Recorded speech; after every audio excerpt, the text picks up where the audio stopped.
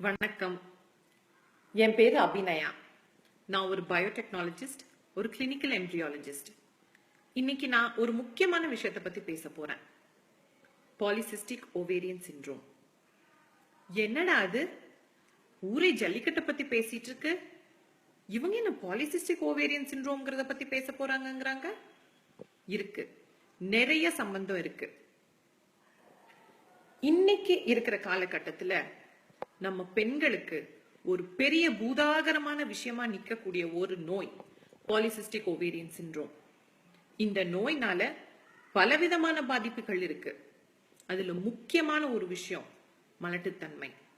நமது பெண் குழந்தைகள் 5வது படிக்கையிலேயே பெரிய பெண்களா ஆகிடுறாங்க.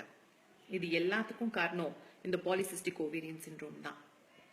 வயசாச்சுன்னா இந்த பாலிசிஸ்டிக் ஓவேரியன் சிண்ட்ரோம் டயபெட்டிக்கா மாறுறதுக்கு நிறைய சான்சஸ் இருக்கு. இதெல்லாம் ஏன்?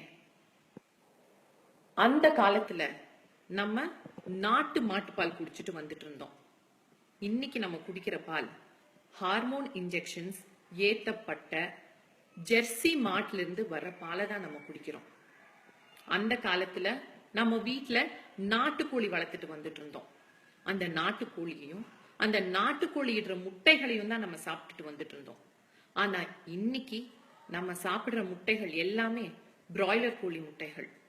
நம்ம சாப்பிடுற முக்காவாசி சிக்கன் பிராய்லர் கோழிகள். அந்த காலத்துல நம்ம சிறுதானியங்கள், கம்பு, கேழ்வரகு, பனிவரகு அப்படிங்கிற சிறுதானியங்களை நிறைய சாப்பிட்டுட்டு வந்துட்டு இருந்தோம். அரிசி கூட கைக்குத்தல் அரிசியா தான் இருந்துச்சு. ஆனா இன்னைக்கு நம்ம சாப்பிடுற அரிசி polished rice, basmati rice, burger, pizza, இது எல்லாமே மைதா தான். இதனால சிம்பிள் கார்போஹைட்ரேட்ஸ் ரொம்ப ஜாஸ்தி ஆயிட்டே வருது. இதனால பிசிஓஸ் ஜாஸ்தியா உருவாயிட்டே வருது. Periods problem, menstruation irregularities. மென்ஸ்ட்ருவேஷனே வராது, வயசுக்கு வந்திருப்பாங்க, ஆனா 2 வருஷத்துக்கு அவங்களுக்கு மாதவிடாயே வராது. இதுக்கு எல்லாத்துக்கும் காரணம் இந்த பாலிசிஸ்டிக் ஓவேரியன் சிண்ட்ரோம். இது எல்லாத்துக்கும் காரணம் நம்ம அயல் நாட்டு பொருட்கள் மீது வைத்திருக்கிற மோகம் தான். என்னைக்கு இக்கரைக்கு அக்கறை பச்சைங்கிற அந்த நினைப்பு விட்டுட்டு நம்ம ஊர்ல கிடைக்கிற பொருட்களுக்கு நிறைய மதிப்பு கொடுக்க ஆரம்பிக்கிறோமோ அன்னைக்கு நம்ம ஆரோக்கியம் நமக்கு திரும்ப வரும். இது எல்லாரும் ஞாபகம் வச்சுக்கோங்க. நான் ஆடு, கோழி, மாடுக்கு மட்டும் சொல்லல, நம்ம காய்கறிகளுக்கும் தான் சொல்றோம். ப்ரக்கோலியில விட்டமின் B12 இருக்குன்னு சொல்றாங்க. ஆனா அதே விட்டமின் B12 நம்ம பெரிய நெல்லிக்காயிலும் இருக்குங்கிறது எத்தனை பேருக்கு தெரியும்? ஏன் அதை நம்ம யாரும் சிந்திச்சு பார்க்க மாட்டேங்கிறோம்? ஏன் எங்கிருந்தோ விளையக்கூடிய ப்ரக்கோலிய பிரிசர்வேட்டிவ்ஸ் வச்சு யூஸ் பண்ண அந்த ப்ரக்கோலிய நம்ம சாப்பிடுறதுக்கு சந்தோஷப்பட்டு காய்கறி கடைக்கு போய் வாங்குறோம். ஆனா ரோட்டு கடையில தள்ளு வண்டியில வச்சுட்டு இருக்க பெரிய நெல்லிக்காயை வாங்குறதுக்கு அவ்வளவு நேரம் யோசிக்கிறோம். நம்ம வேர்களை நம்ம மறக்க மறக்க நம்மளுடைய உடம்புக்கு நம்மளே தீமைகளை விளைவிச்சுக்கிறோம்.